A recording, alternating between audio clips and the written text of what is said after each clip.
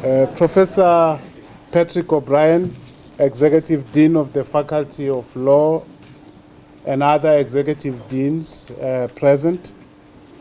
Honorable Judge Van Johnson, President of the United Nations International Criminal Tribunal for Rwanda. Honorable Mr. Bongani Majola, Registrar of the ICTR. Sir Charles Denison Byron, President of the Caribbean Court of Justice and former President of the ICTR. Other justices, advocates, legal scholars and students, members of the UJ Organizing Committee for this conference, Professor David Bilchitz, Henny Stradom, Maya Swart, Dr. Miss Paru, Mr. Michael Daffel, Ms. Lara Engelbrecht, Mr. Dolores Joseph, Miss Dolores Joseph, and Mr. Retson Kapindu, who I believe was recently appointed to the bench of the High Court in Malawi, and congratulations for that.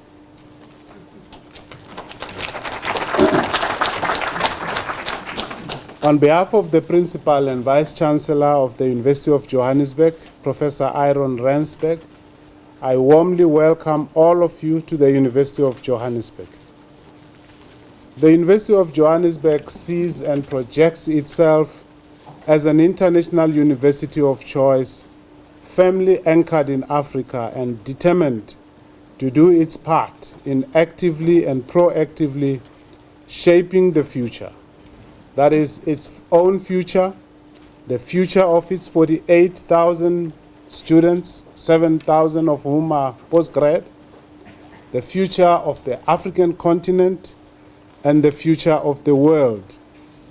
UJ, as it is popularly known, consists of 4 campuses, 2 in Auckland Park, one of which is where your conference is taking place.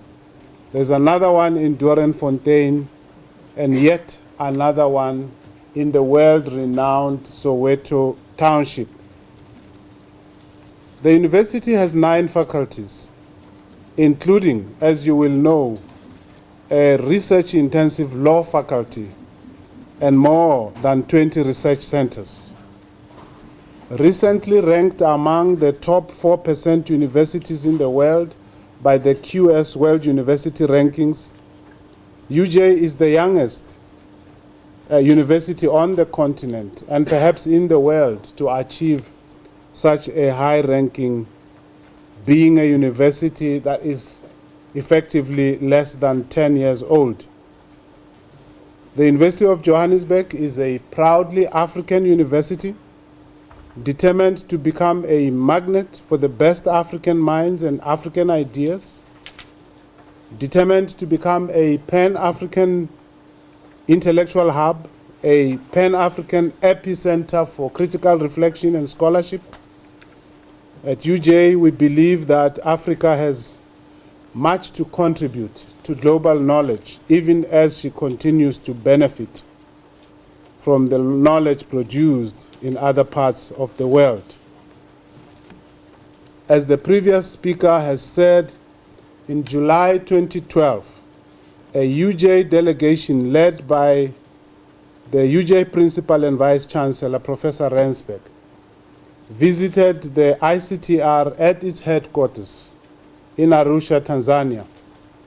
The UJ delegation held discussions with Honorable Adama Dieng, in terms of which a new and unique partnership was born. Areas of collaboration were broached and identified in order to give meaning to this partnership.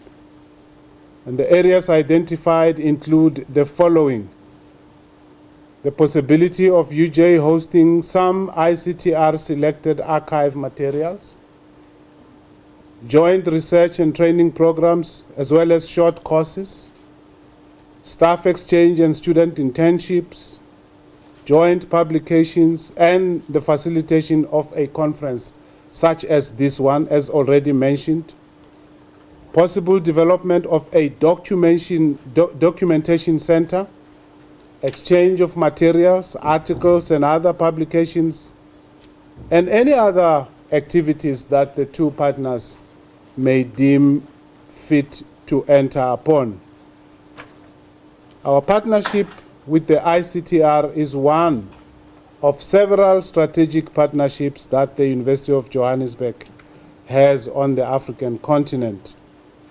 One such partnership is the partnership we have with IDEP, a partnership, IDEP being a UN-aligned organization headquartered in Dakar, Senegal. And together with IDEP, we are about to launch a joint master's degree in industrial policy. We have already had together a non-degree course in mining and mining policy. These programs are aimed at senior government public officers from all over the African continent. We have a School of African Leadership based in our Soweto campus, which is working closely with the African Union in providing training for African parliamentarians, also collaborating with SOAS in London. The university is delighted that the ICTR, in collaboration with our law faculty, has chosen this time and this campus as a place to hold this conference. For us, this joint conference is an important step in the journey that beckons, so that together we may fulfill the immense promise of the historic partnership between ourselves. In our humble view, the UN ICTR represents a unique, timely, and bold legal intervention in the global fight against impunity after genocide and crimes against humanity. If the ICTR's raison d'etre is to challenge impunity through the fair and rigorous administration of justice, we could say that UJ exists to challenge academic mediocrity and to mobilize research and scholarship in response to the developmental challenges we face on the continent, in this country, and in the world today. Together, we make a formidable team. There is another level at which the work of the ICTR resonates not just with the vision of UJ, but with the struggles and vision of South Africa. The people of Rwanda and South Africa, limped into the 21st century wounded and haunted, victims of gross violations of human rights, torture, murder, and in the case of Rwanda, genocide carried over a short period while the world looked away. Indeed, as South Africans inaugurated their first democratically elected president, Nelson Mandela, the nightmare of genocide was unfolding for millions of Rwandans. Although the judicial models followed by the two countries are different, as already alluded to by the previous speaker, what they have in common is a determination to eschew impunity and a determination to pursue closure and healing. South Africans and Rwandans know how deep the cut of gross violations of human rights goes into the very soul of a people. South Africans and Rwandans know how important it is for the truth of what happened to be known. They know how important it is to guard, to preserve, and embrace the painful and even dangerous memory of what happened. South Africans and Rwandans know how stony the road to healing and reconciliation is. 20 years later, the two peoples still bear the scars and carry festering wounds deeply inscribed into the fabric of their societies.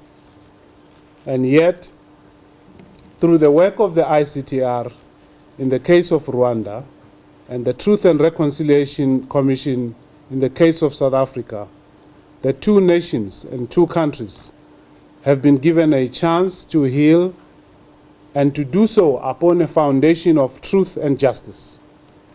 In this regard, both nations already exhibit exciting glimpses of the developmental possibilities they have. In 2014, South Africans will pause to take stock of 20 years of democracy. In similar manner, Rwandans will pause and consider how far they have come since April-May 1994. I suggest that when the story of the progress, imperfect but progress nevertheless, made by Rwanda over the 20-year period is written, a special chapter will be devoted to the contributions of the ICTR. To conclude, allow me to take note of the apt and timely theme of your conference, the legacy of the ICTR. In this regard, I make 2 or 3 points, briefly. Firstly, to say we must be careful in the struggle against injustice and against impunity. 20 years is too short and too soon. Too short to accomplish too much and too soon to be categorical about legacies. The full and real legacy of the ICTR may only come to fruition 2 generations later or even more. So, as we speak about legacy, that caution is perhaps well advised. Secondly, while the ICTR is a judicial instrument and a court of law, we must be careful not to limit our search of its legacy to matters mainly or strictly legal. The impact and implications of the work of the ICTR is as immense as it is broad. Thirdly, in our quest to figure out and outline the indicators of the legacy of the ICTR, let us not neglect to realize that the ICTR is itself a mammoth legacy and an inheritance for the people, not just of Rwanda, but the people of Africa and the people of the world. Finally, whatever legacies of the ICTR you will isolate and identify as significant, the University of Johannesburg stands ready to be your partner in critically exploring further and preserving that legacy of the ICTR for Rwanda, for Africa, and for the world. On behalf of the management of the university and its principal and vice chancellor, Professor Rensberg, I wish you a most successful conference. Thank you.